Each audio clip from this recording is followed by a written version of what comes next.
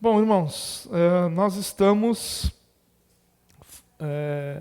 expondo o livro de Atos há algumas semanas já. Esse é o nosso 7º domingo em que nós estamos tratando do livro de Atos. Nós já estamos no capítulo 2, né, depois de 7 mensagens, então será uma série bem curta, como você pode perceber, né? Mas, olha a boa notícia, hoje nós encerramos uma parte do capítulo 2, né, o discurso, o sermão de Pedro. E aí a gente vai poder seguir adiante. Mas é interessante, irmãos, que na última semana nós vimos as consequências da vinda do Espírito Santo sobre os discípulos. Nós estamos lendo aquele texto de Atos capítulo 2, que fala de Pentecoste, né, daquele momento tão especial, onde o Espírito Santo prometido por Jesus vem sobre os cerca de 120 discípulos que estavam reunidos em Jerusalém, aguardando exatamente essa promessa. Esse momento capacitou os discípulos a falar em outros idiomas, permitindo então que os judeus estrangeiros, né, os que eram originalmente ou tinham uma ascendência judaica, mas que nasceram e viviam em outros locais do Império Romano, pudessem ouvir sobre as maravilhas de Deus no seu próprio idioma. Então, aqueles que vinham de Roma, os que vinham de todas as regiões do Império, puderam ouvir as maravilhas de Deus em seu próprio idioma. Após alguns zombarem, sugerindo que aqueles discípulos estivessem falando coisas desconexas por estarem bêbados, Pedro assume a situação e prega o primeiro sermão cristão que nós temos notícia, ou pelo menos o primeiro registrado no livro de Atos e nas Escrituras. E ele faz isso proclamando as boas obras de salvação em Jesus. Hoje a gente vai continuar a partir do verso 37. Nós já introduzimos esse verso no nosso último encontro, mas ele faz parte desse texto que nós vamos tratar hoje. Nós o utilizamos na semana passada para finalizar um pouco a ideia. Então, nós vamos ler Atos, capítulo 2, dos versos 37 até o verso 41. Ok? Então, nós vamos dar uma olhadinha aqui em Atos, capítulo 2, do verso 37 até o 41. Se vocês quiserem colocar para mim, por favor, aqui. E aí nós vamos ler juntos. O título que eu dei para essa mensagem é O que faremos? Porque essa é a pergunta que está no versículo 37. O texto diz assim, ó: Quando ouviram isso, os seus corações ficaram aflitos. E eles perguntaram a Pedro e aos outros apóstolos: Irmãos, que faremos? Pedro respondeu: Arrependam-se e cada um de vocês seja batizado em nome de Jesus Cristo, para perdão dos seus pecados, e receberão o dom do Espírito Santo. Pois a promessa é para vocês, para seus filhos e para todos os que estão longe, para todos quanto o Senhor, o nosso Deus, chamar. Com muitas outras palavras os advertia e insistia com eles: salvem-se dessa geração corrompida. Os que aceitaram a mensagem foram batizados, e naquele dia houve um acréscimo de cerca de 3.000 pessoas. Olha que interessante, irmãos. O desfecho desse momento é cerca de 3.000 pessoas sendo batizados e acrescentados à igreja. Bom, quando a gente olha para esse texto, eu chamei essa mensagem de O que faremos exatamente por causa dessa pergunta que acontece aqui no verso 37. Quando eles ouviram isso, e isso significa o quê? O que Pedro pregou, lá no capítulo 2, aquilo que a gente viu na última semana. Se você não pôde estar conosco, você pode olhar no nosso canal do YouTube, você tem a mensagem lá da semana passada. Enquanto Pedro pregava sobre Jesus, o Messias esperado, né, aquele Salvador que estava sendo esperado pela nação de Israel. Israel esperava pelo Messias. Messias e Cristo significam a mesma coisa. A única diferença é que um está no idioma hebraico e o outro no idioma grego, mas ambos esses títulos eram utilizados para aquele que viria trazer salvação para a nação de Israel. Eles estavam esperando o Cristo, eles estavam aguardando o Messias. E enquanto Pedro começou a pregar sobre esse Jesus que estava sendo anunciado a eles, o coração de cada um daqueles que ouvia foi ficando aflito. Eles foram impactados com o poder da mensagem evangelística de Pedro. Aqui algo maravilhoso aconteceu. O Espírito Santo os regenerou. Porque sem essa ação primeira do Espírito Santo, esses homens fariam a única coisa que todo homem natural poderia fazer: rejeitariam a mensagem. A gente precisa começar esse sermão por isso, irmão, por essa compreensão. Esses homens, esses cerca de 3.000 homens que são batizados e acrescentados à igreja, eles não tomam essa decisão porque Pedro pregou um lindo sermão, porque de repente a colocação de Pedro foi na escolha perfeita das palavras, porque esses homens então pensaram, raciocinaram, refletiram, chegaram à conclusão de que sim, Pedro tinha razão. Não foram essas as razões. Não é por isso que esses homens se converteram. Esses homens se converteram porque o Espírito Santo de Deus os regenerou, capacitando esses homens a crer.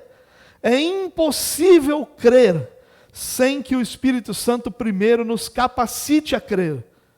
A resposta natural de todo ser humano é rejeitar a mensagem do Evangelho.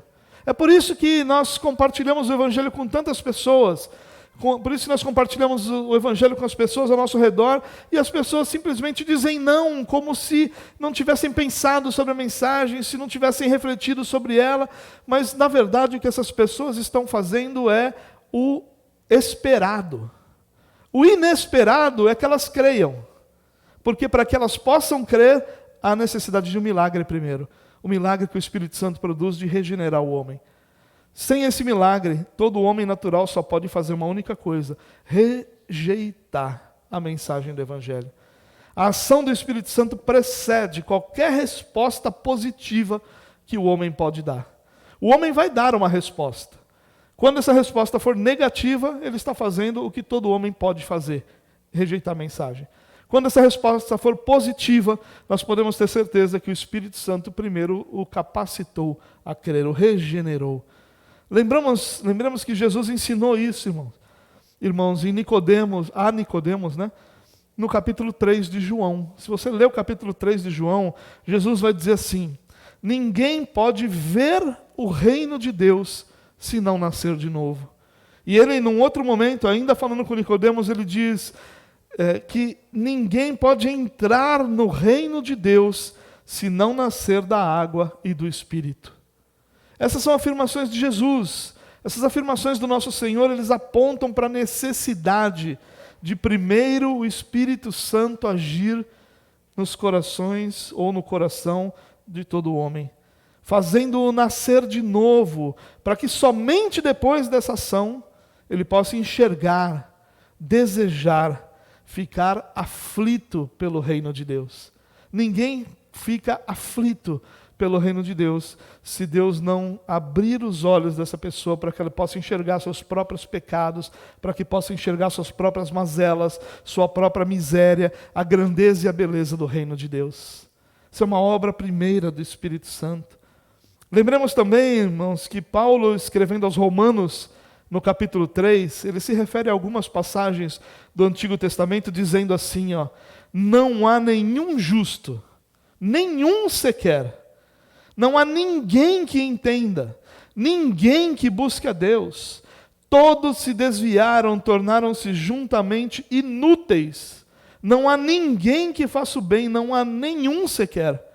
Essas são palavras do apóstolo Paulo. Ele está juntando alguns textos do Antigo Testamento, mas o que ele está dizendo em resumo e de forma muito clara é que absolutamente nenhum homem é capaz de desejar, querer, entender as coisas de Deus. Por isso, nós precisamos entender o que Paulo está dizendo aqui, o que Jesus disse a Nicodemos. O homem natural, aquele que não nasceu da água e do Espírito, nunca desejará a Deus, nunca o buscará, nunca o obedecerá. Nunca. Essa é a verdade bíblica, irmãos, por trás da salvação. Mas talvez você diga assim, mas eu conheço muitas pessoas que querem Deus. Você fala com as pessoas estão querendo Deus. O que as pessoas buscam, irmãos, é um tipo de espiritualidade à parte da verdade bíblica. É isso que o homem natural pode buscar. Eles querem sim alguma espiritualidade, mas é a parte da verdade bíblica. Eles estão apenas respondendo ao que são como criaturas de Deus. Em Eclesiastes 3 é dito que Deus colocou no coração do homem o anseio pela eternidade. Então, nós podemos dizer, de forma imperfeita, né? E qualquer geneticista diria que eu estou errado, mas algo do tipo como se Deus tivesse programado em nosso DNA, no DNA de todo ser humano, o anseio pela eternidade. Isso faz parte da natureza humana, é por isso que existem tantas religiões. É por isso que os homens estão sempre, de alguma forma, falando sobre Deus, buscando Deus, ainda que a parte das Escrituras, mas a grande verdade é que eles fazem apenas, todo ser humano está fazendo apenas o que pode fazer, o que foi programado para fazer. Buscar uma resposta para esse anseio pela eternidade. Ou seja, o homem é inquieto para responder essa necessidade que ele tem de lidar com a vida após a morte. O homem precisa responder isso. Alguns encontram uma religião ao seu gosto, com características que os agradam. Outros respondem a essa inquietude se convencendo de que não há Deus nenhum e de que tudo que existe é o que a gente vive aqui. Mas todos respondem de alguma forma. Aquele que encontra uma religião está respondendo a esse anseio. Aquele que diz que Deus não existe também está respondendo a esse anseio. Só que estão respondendo de modo natural. O fato é todo aquele que busca satisfazer esse anseio, a parte da revelação de Deus, a parte da Bíblia, encontrará apenas uma religião que satisfaça a sua carne, que satisfaça a sua humanidade, mas que nunca conectará o homem à eternidade. É importante a gente prestar atenção nisso, irmãos. Buscar uma religião não é a resposta para esse anseio. Porque a religião não é a conexão com a eternidade.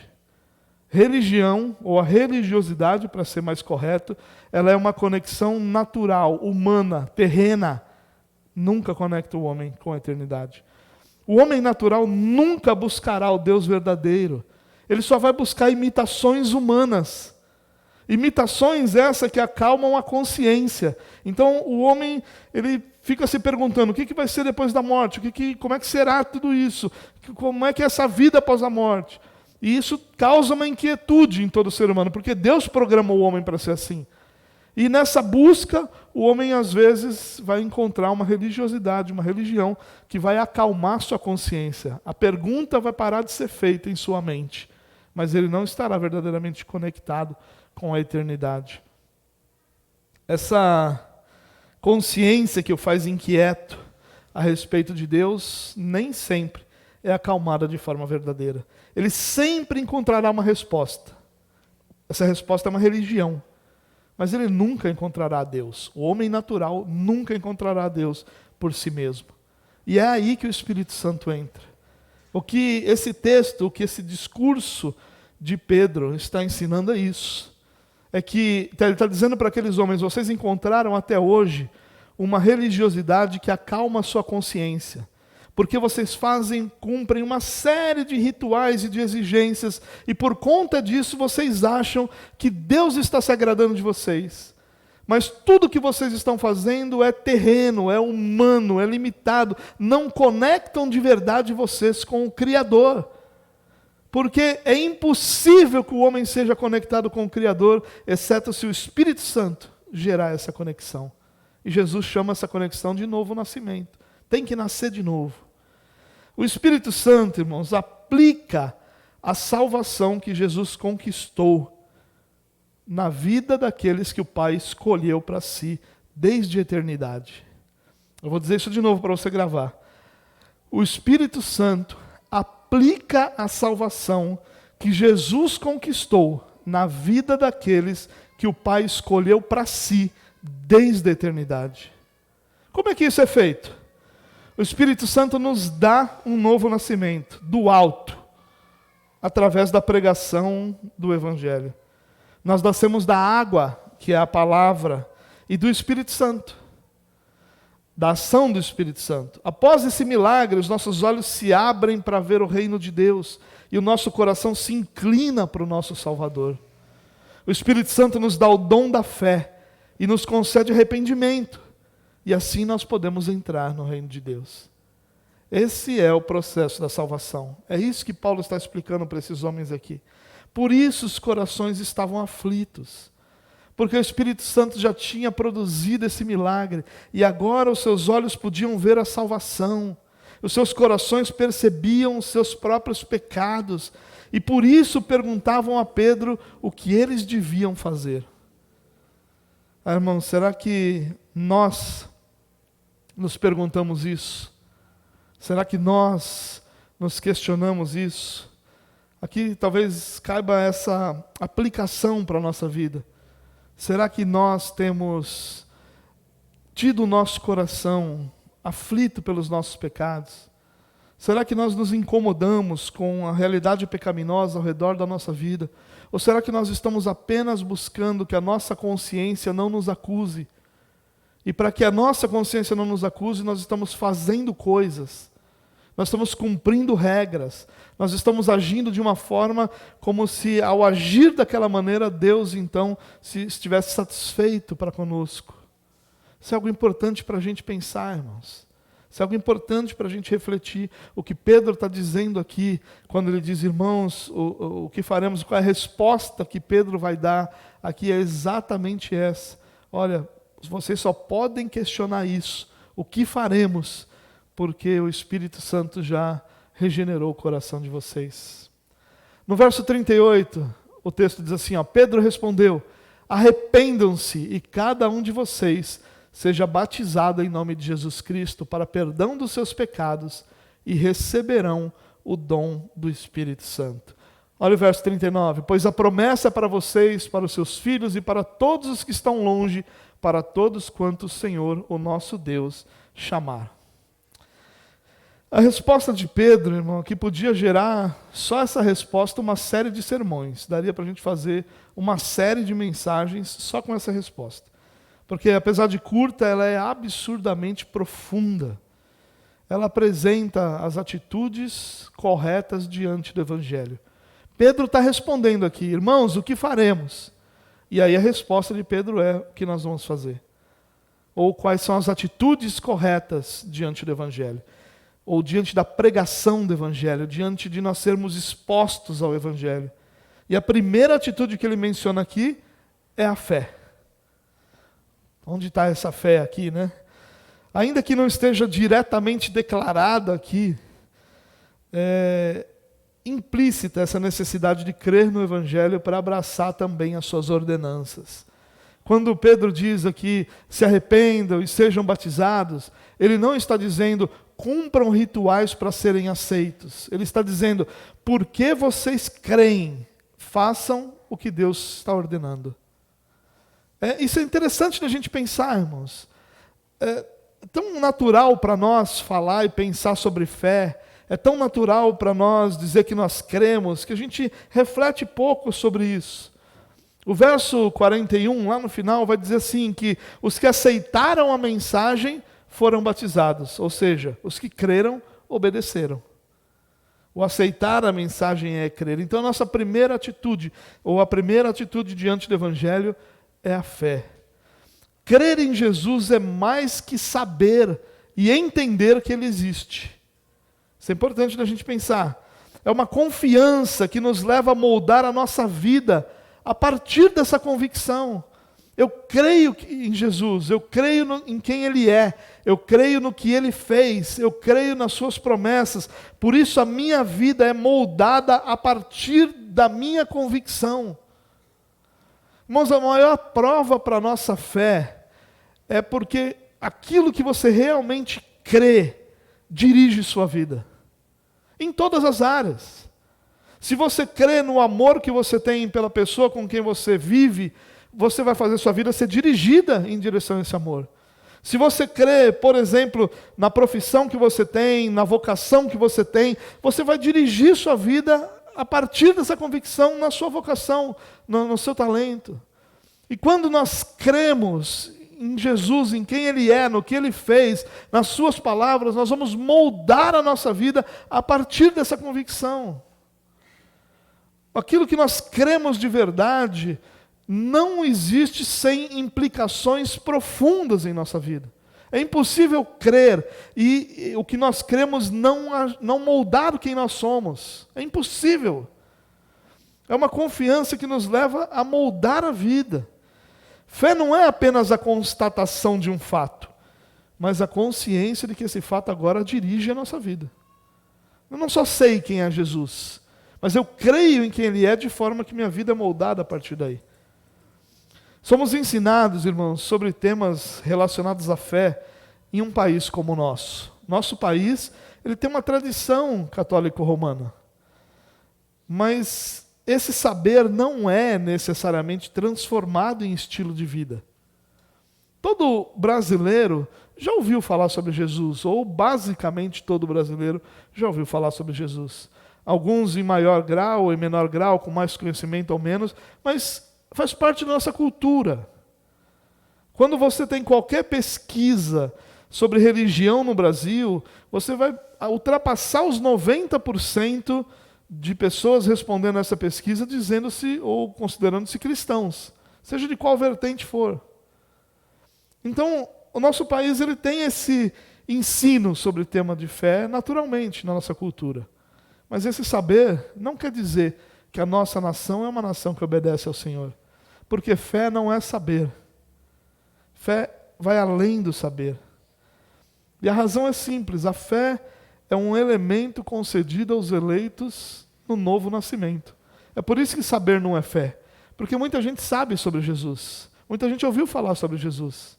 Mas só podem crer em Jesus aqueles que receberam o dom da fé.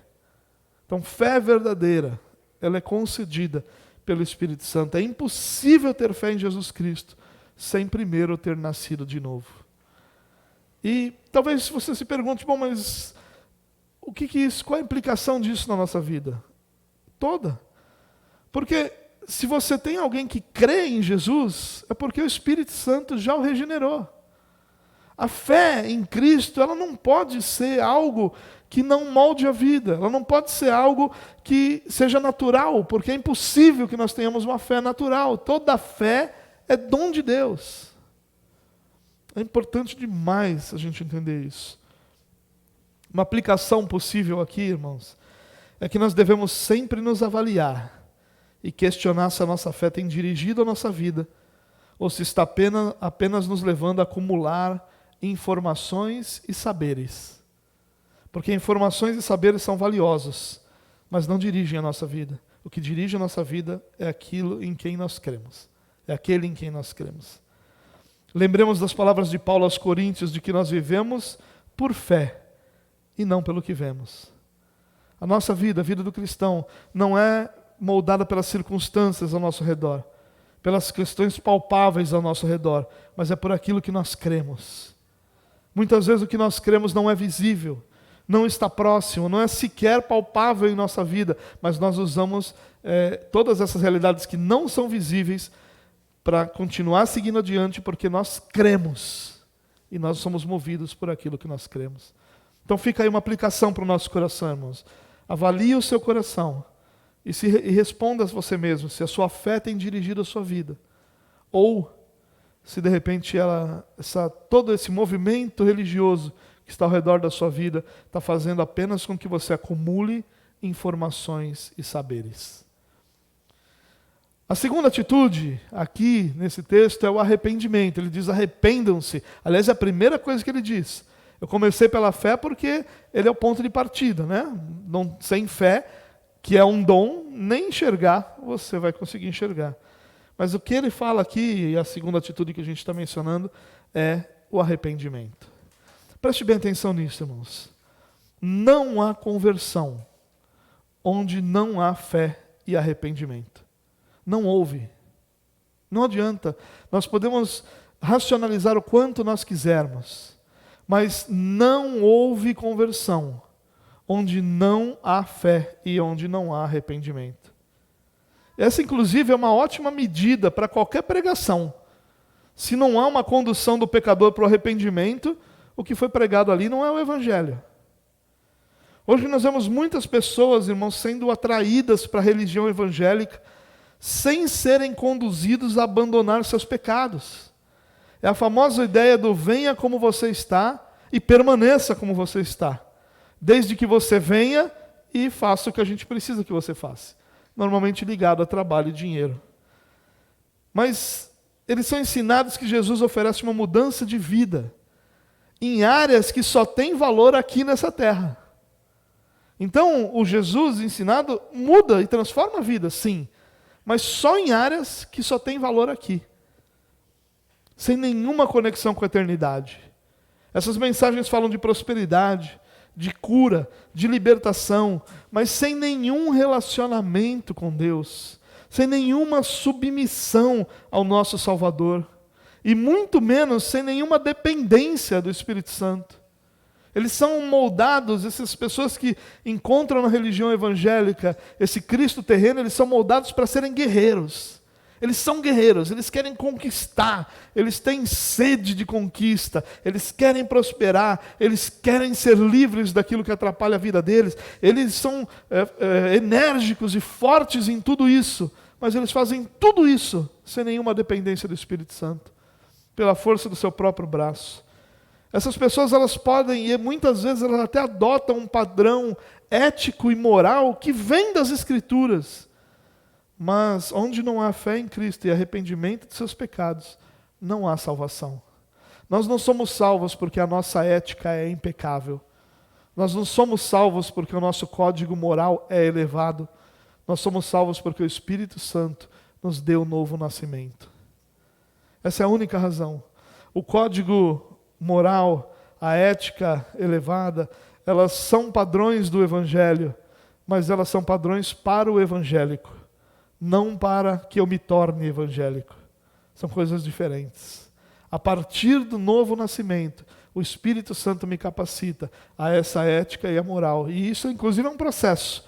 Não é nenhuma mágica que acontece. Agora a sua ética é impecável, agora a sua moral é elevada. Não, isso é um processo da vida toda, onde nós vamos sendo transformados em nosso caráter. Irmãos, me permita dizer uma coisa para você. Religião e cristianismo são duas realidades opostas. E quando eu falo de religião aqui, eu estou falando de religiosidade. São duas realidades opostas. A religião tem o fiel no centro. Inclusive, o próprio uso da palavra fiel demonstra muito sobre o que a religião ensina. Como se aquela pessoa fosse realmente fiel. Usualmente, a pessoa cumpre uma série de exigências que a habilita a receber o favor divino. Ela ajuda pobres, guarda dias santos, faz oferendas a entidades, venera santos do passado, cumpre regras de conduta, etc. E por conta dessas ações, passa a ter o direito de receber da sua divindade o suprimento das suas necessidades, que nunca são espirituais, mas são sempre carnais. A gente está sempre falando de dinheiro, saúde, libertação de vício, supostas opressões demoníacas, bons relacionamentos, entre tantos outros desejos. Essa é a religião. O centro dela é o fiel. O Evangelho tem Cristo no centro. Nós somos salvos porque Jesus abriu mão da sua glória divina, encarnou e viveu de forma santa e perfeita entre nós, satisfazendo a justiça de Deus e se entregando para uma morte maldita naquela cruz. Se fez pecado por nós, para que nós pudéssemos, pela justiça dele, sermos justificados diante de Deus, de maneira que a ruptura que o pecado causou fosse eliminada e nós fôssemos reconciliados em Cristo Jesus.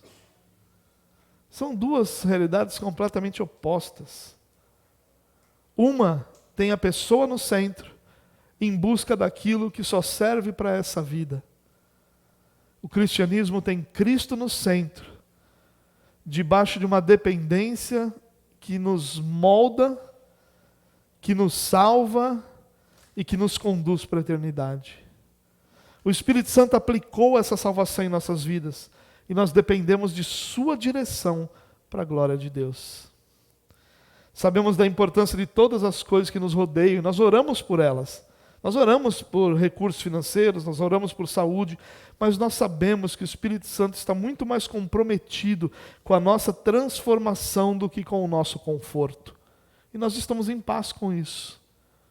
Nós estamos em paz quando nós oramos por alguma coisa e nós vemos a direção de Deus ser outra, e não o sim para a nossa oração, nós permanecemos em paz. Portanto, recebendo ou não o que oramos da forma que oramos, porque nossas orações são sempre ouvidas. Há uma diferença que nem sempre a resposta é aquela que nós queríamos. Nós estamos satisfeitos por sua graça e bondade sobre nós. Isso é cristianismo. O religioso, ele se revolta quando ele não alcança o que ele buscou. Ele culpa todos ao redor. E o líder religioso culpa a falta de fé daquele que não alcançou. Ou seja, é um eterno Éden. Aquele que não conseguiu o que queria, culpa o outro. E o outro culpa aquele que não teve fé. E essa culpa permanece e eles não saem do Éden. É sempre o marido culpando a mulher que Deus deu, a mulher culpando a serpente, um culpando ao outro e ninguém faz nada. Viu que grande diferença há, irmãos, entre religião e cristianismo?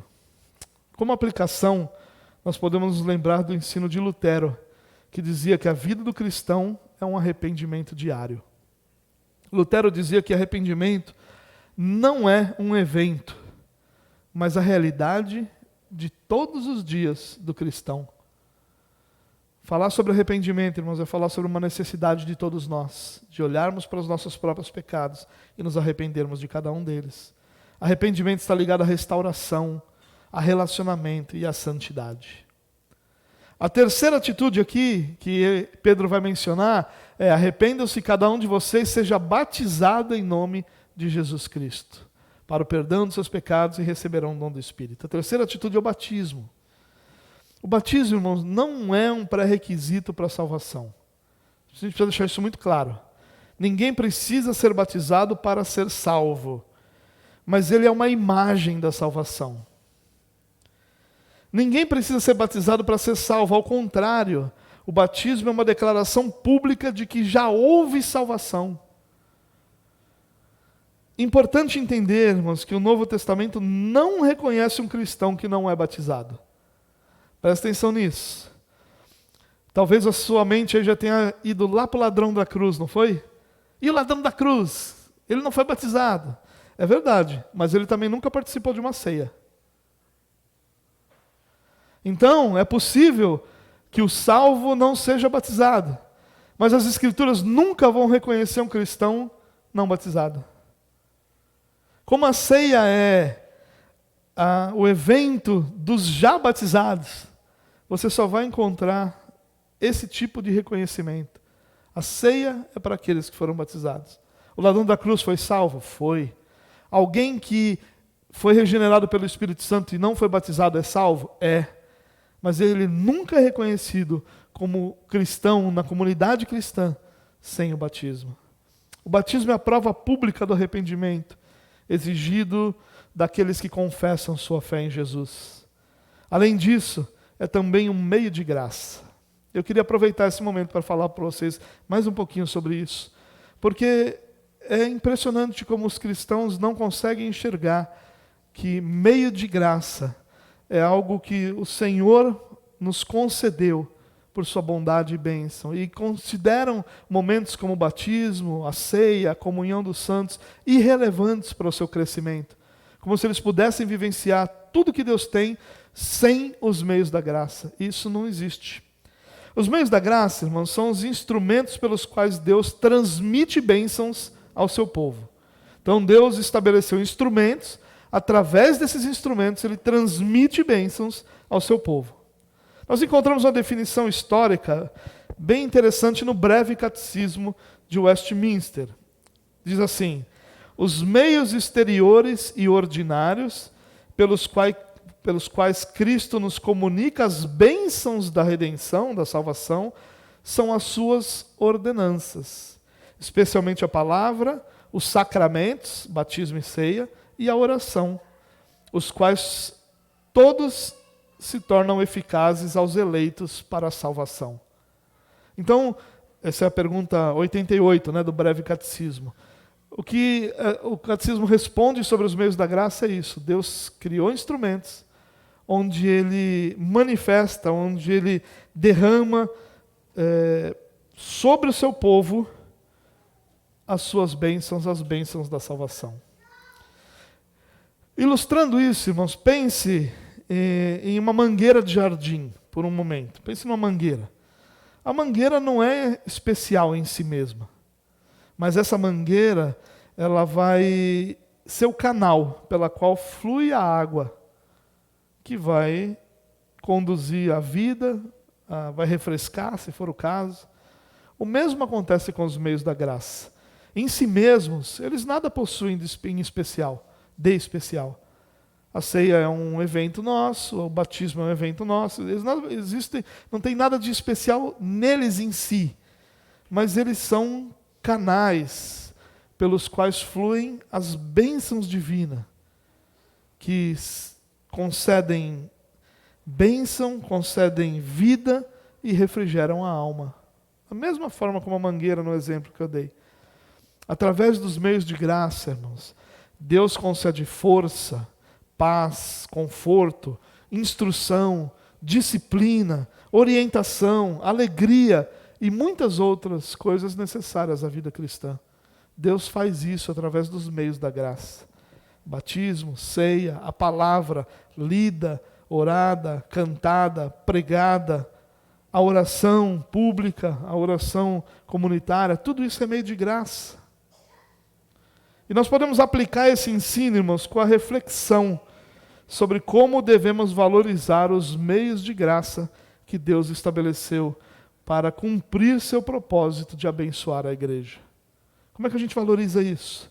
A palavra, a oração, a ceia, o batismo não devem ser negligenciados por nós, porque são meios de Deus para nos abençoar. Olha que interessante que ele continua dizendo: para perdão dos seus pecados e receberão o dom do Espírito Santo. A razão dessas ordenanças aqui, dessas atitudes, era o perdão dos pecados e o dom do Espírito Santo. O perdão, irmãos, não era um ato de diminuição da importância do pecado da parte de Deus. É importante entender isso, porque às vezes alguém faz alguma coisa para você e aí você diz, deixa para lá. Você ignora aquilo. Você diminui a força daquele erro. Você pega aquele erro e diz, não transforma ele em nada. O perdão de Deus não é isso. Se você entende o perdão de Deus como Deus olhando para você, dizendo assim, não, tudo bem, tudo que você fez, deixa para lá, você não entendeu o que é o sacrifício de Cristo. Porque é exatamente o oposto disso. É porque não pode ficar para lá a força desse pecado que Cristo precisou sofrer em nosso lugar. Cristo, irmãos, nós recebemos o perdão ao crer, porque Cristo recebeu o castigo de cada um dos nossos pecados em nosso lugar na cruz do Calvário. Os pecados não foram ignorados, eles foram pagos. Nas palavras de Paulo aos Colossenses, a escrita de dívida foi cancelada no sacrifício de Cristo. Havia uma cédula, onde havia nessa cédula a nossa punição. Havia como é que funciona quando? Uma condenação contra nós. Havia ali do justo e perfeito juiz uma condenação que deveria ser paga, que deveria ser cumprida, uma pena a ser cumprida, um castigo. Isaías fala do castigo que nos trouxe a paz. O castigo deveria ser cumprido. E ele é cumprido, ele não é ignorado. Deus não pega essa cédula e fala, deixa para lá. Está tudo bem, está tudo certo, o importante é que você esteja bem. O importante é ser feliz. Ele não fala nada disso. Essa cédula, ela é rasgada, ela é cancelada porque Cristo a paga. Essa é a razão. No sacrifício de Cristo, essa cédula é pregada na cruz. Que fique claro, irmão. O castigo merecido por cada um dos nossos pecados foi lançado sobre Jesus para que nós pudéssemos ser justificados.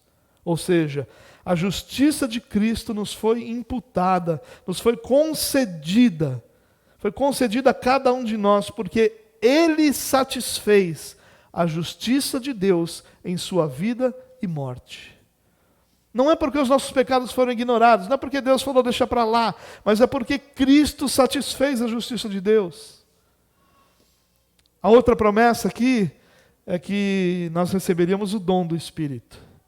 E esse dom do Espírito aqui acaba sendo, muitos acabam entendendo que ele se refere ao dom de falar em outras línguas, né? Por causa do contexto todo. Mas de forma alguma isso pode ser entendido aqui. Dom é uma dádiva, um presente, não uma capacidade. O dom aqui, ele é uma dádiva. O dom mencionado aqui é a dádiva de Deus em conceder o Espírito Santo a cada um que crê. Esse é o dom do Espírito. Receber o dom do Espírito é equivalente a receber o próprio Espírito. A dádiva, o presente de Deus em conceder do seu Espírito a cada um daqueles que depositaram nele sua confiança. E olha que interessante, pois a promessa é para vocês, para seus filhos e para todos os que estão longe e todos quanto o Senhor, o nosso Deus, chamar.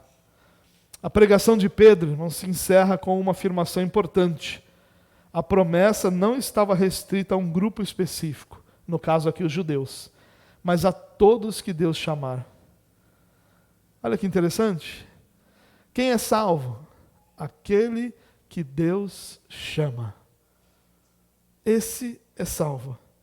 Aqui Pedro menciona alguns pontos que valem a pena a gente mencionar. Primeiro, Pedro fala aqui da universalidade do Evangelho. O Evangelho não possui fronteiras, irmãos. Não tem fronteiras étnicas, não tem fronteira social, não tem fronteira geográfica, não tem fronteiras raciais, não existem fronteiras de idade, de qualquer outro tipo. O Evangelho está diante de todos e é ofertado a todos. A segunda coisa que Paulo ensina aqui é que os atingidos pelo chamado, ou seja, ainda que o Evangelho seja ofertado a todos, são atingidos por esse chamado aqueles que o nosso Deus chamar. Alguns são atingidos, ainda que ele seja ofertado a todos. E ele fala também, automaticamente, da eficácia do chamado. Todos os que forem chamados virão. Essa é a beleza do evangelismo, irmãos. Às vezes as pessoas me dizem assim, mas se é Deus que chama, para que nós vamos evangelizar? Exatamente porque é Deus que chama. Porque essa resposta deveria ser feita, a pergunta deveria ser assim: se eu dependo da pessoa aceitar a minha mensagem, para que eu vou evangelizar? Ele nunca vai aceitar. Mas a gente faz o contrário, como se nós tivéssemos capacidade de argumentar e a pessoa tivesse capacidade de aceitar. Mas a grande verdade é o oposto disso. A grande verdade é, já que é Deus quem chama, aí sim eu vou anunciar. Porque todos que Deus chamar virão. Todos. Todos, sem exceção. Porque o chamado é eficaz. Deus vence essa resistência do coração endurecido pelo pecado e eficazmente atrai aquele que Ele chamou. Quem Deus chama, virá. Por isso, nós obedecemos e proclamamos o Evangelho, para que Deus chame, porque Deus chama através da pregação do Evangelho. Para a gente terminar, irmãos, com muitas outras palavras, os advertia e insistia com eles: salvem-se dessa geração corrompida. Lucas vai encerrar o relato aqui da vinda do Espírito Santo, nos lembrando que o discurso que nós temos é uma espécie de resumo, né? Mas que Pedro usou muitas outras palavras para advertir e insistir que os ouvintes crescem. Algumas pessoas acreditam que por causa dessa insistência, nós devemos também ter a insistência e fazer o tal do apelo para que as pessoas aceitem a Jesus. Mas aqui, prestem bem atenção num detalhe: Pedro não está insistindo para que as pessoas creiam. Paulo está insistindo para que aqueles que já creram obedeçam. Essa é a insistência de Pedro aqui. Os que Deus chamou, e por isso eles aceitaram a mensagem, foram batizados. E aqui já está no versículo 41. Os que aceitaram a mensagem foram batizados. E naquele dia houve um acréscimo de cerca de 3.000 pessoas.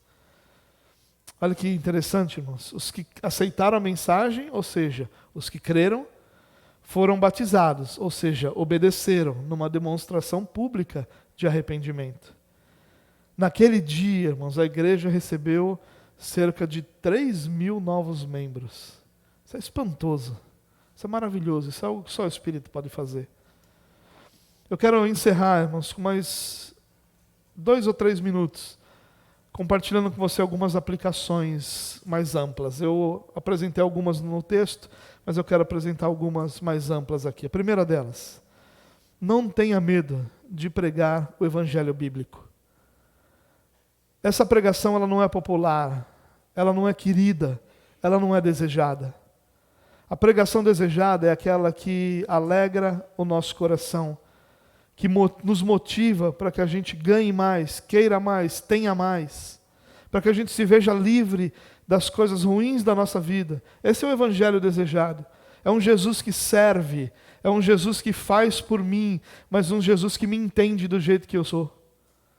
Um Jesus que não se importa de eu ser quem eu sou. Um Jesus que não cobra de mim transformação, arrependimento pelos meus pecados, abandono dos meus pecados. É um Jesus quase que progressista, que ama acima de qualquer valor, como se fosse possível amar verdadeiramente sem ter valores sólidos. E a gente muitas vezes teme por pregar o evangelho verdadeiro, genuíno, porque nós não queremos ser os rejeitados. Nós já temos muitos problemas na vida para que a gente arrume mais problema com os nossos colegas de trabalho, os vizinhos ou parentes. Então a gente teme. Mas essa passagem que nós vimos, não só hoje, mas ao longo dessas semanas, o capítulo 2 inteiro, ele nos ensina essa grande verdade. Não tenha medo de compartilhar o evangelho bíblico, porque só ele produz efeitos verdadeiros e eternos. O falso evangelho, que não é evangelho, nem deveria ser chamado de evangelho, ele pode produzir euforia e emoção temporária, mas ele não é suficiente para sustentar ninguém nos momentos de crise da sua vida. A segunda aplicação: o instrumento que Deus usa para a salvação é a pregação do evangelho. Portanto, pare de dizer que você prega com a sua vida, porque a sua vida não prega para ninguém. Quem prega para qualquer pessoa é o evangelho de Jesus Cristo. A sua vida é, no máximo, a demonstração de graça, bondade e misericórdia do Espírito. A minha vida, ela não é pregação para ninguém, porque só eu e Deus sabemos quais são as lutas e os pecados diante dos quais eu vivo. Então pare com essa demagogia e hipocrisia de dizer que você está pregando com a sua vida, porque se a sua vida fosse desnuda diante de quem você prega, essa pessoa correria de você. Pregue com o que tem que ser pregado, com a verdade do Evangelho. É a verdade do Evangelho que Deus usa para chamar, que Deus usa para atrair, que Deus usa para transformar pessoas. Não é você. Você não serve para absolutamente nada, senão para falar das verdades do Evangelho. Ai, mas que ofensa, pastor. Essa é a verdade. Você sabe que é, eu sei que é. Que Deus me livre de alguém precisar olhar para a minha vida para ser salvo. Que Deus me livre desse fardo. Porque eu sei quais são as lutas e pecados com os quais eu luto. Você também sabe quais são os seus, irmãos. Então a nossa vida, ela pode até ser algum tipo de carinho para as pessoas ao nosso redor. Alguma bondade que você é capaz de fazer, alguma coisa que o Senhor te capacitou a fazer, você pode ajudar. Essas coisas são todas legais, são todas muito boas. Mas elas não revelam a verdade da obra de Cristo. Quem revela a verdade da obra de Cristo é o Evangelho. É Ele que nós pregamos. Não é olhe para mim. A verdade é olhe para Cristo. Olhe quem Ele é. Olhe o que Ele fez e olhe o que Ele prometeu. Coloque sua fé nele e sua vida vai ser transformada. Terceira aplicação. Não há salvação onde não há fé e arrependimento. Irmãos, a gente tem que parar com esse evangelho barato, em que as pessoas elas fazem algumas, ou têm algumas atitudes supostamente cristãs, e nós as identificamos como cristãos. Eles aprendem a levantar a mão, aprendem a falar a paz do Senhor, aprendem a agir de uma maneira ou de outra, ter uma atitude ou outra. Eles abandonam algumas coisas mais visíveis, e a gente diz, aí está alguém que foi transformado.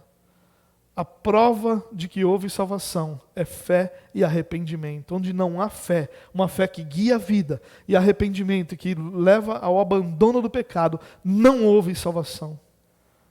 Nós estamos iludidos se nós achamos que a igreja evangélica brasileira tem se expandido de salvos. Nós estamos iludidos. Porque o que nós mais vemos são pessoas que abraçaram para si esse título, esse rótulo de evangélicos, mas que não se arrependeram nem abandonam os seus pecados.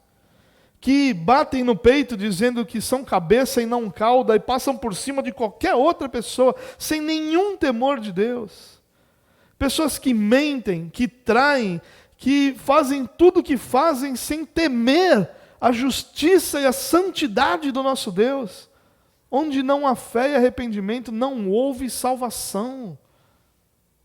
Em último lugar, todos os que Deus deseja salvar serão irresistivelmente atraídos a Ele.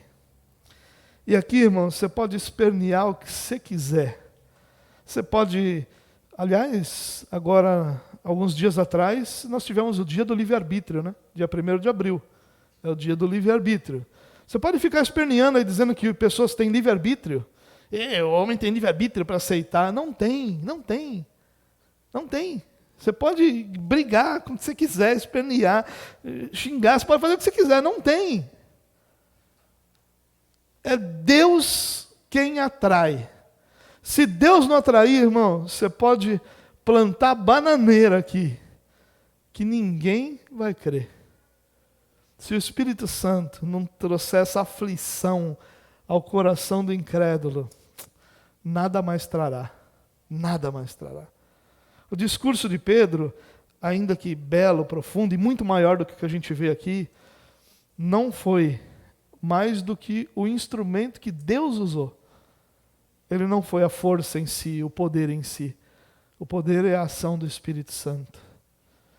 Mas mais do que a gente ficar chateado com essa verdade, nós deveríamos nos alegrar em saber que nenhum daqueles que Deus deseja salvar se perderá. Nenhum.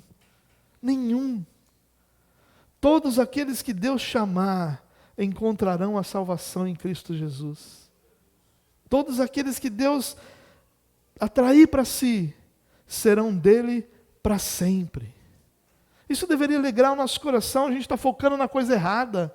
A gente está focando no homem. E quando a gente foca no homem, a gente invariavelmente vai errar. A gente tem que focar em Deus. Foca em Deus. Ele é capaz e poderoso para atrair para si quem Ele quiser. E quem Ele quiser atrair, Ele atrairá. E essa pessoa vai fazer o quê? Ela vai dizer não. Porque todo mundo diz não. E aí o Senhor vai vencer essa dureza de coração, essa incapacidade. O Senhor vai se sobrepor a essa negativa, atraindo gentilmente, mas poderosamente, para junto de si todos os que são dele. Louvado seja Deus por essa salvação. Irmãos, esse discurso de Pedro é uma lembrança para nós que o centro e o cerne da nossa fé é a salvação que nós recebemos em Jesus. O restante, todo o restante, é secundário. Todo o restante é como se fosse uma espécie de complemento, mas nunca será central. Porque central na nossa fé é a certeza de que fomos salvos pelo Senhor, por sua obra maravilhosa, pela justiça de Deus satisfeita em Cristo Jesus, que nos concedeu, nos imputou essa justificação, para que nós pudéssemos sermos filhos de Deus e caminharmos diante dele todos os dias. Louvado seja Deus por tão grande salvação. Pai, nós te louvamos por teu amor, graça e misericórdia. Te louvamos pelo privilégio que nós temos de sermos teus filhos e pedimos que o Senhor nos ajude a que a nossa vida seja moldada por aquilo que nós cremos e que o Senhor nos conceda, como Lutero ensinou, um arrependimento diário. Que nós não tenhamos por certo a nossa perfeição, a nossa vida como já completa e totalmente transformada, mas que nós saibamos da necessidade que nós temos de que o Espírito Santo nos molde a cada dia. Muito obrigado, Senhor, por essa dádiva tão especial que é o Espírito Santo sobre nós, que é o próprio Deus habitando em nós.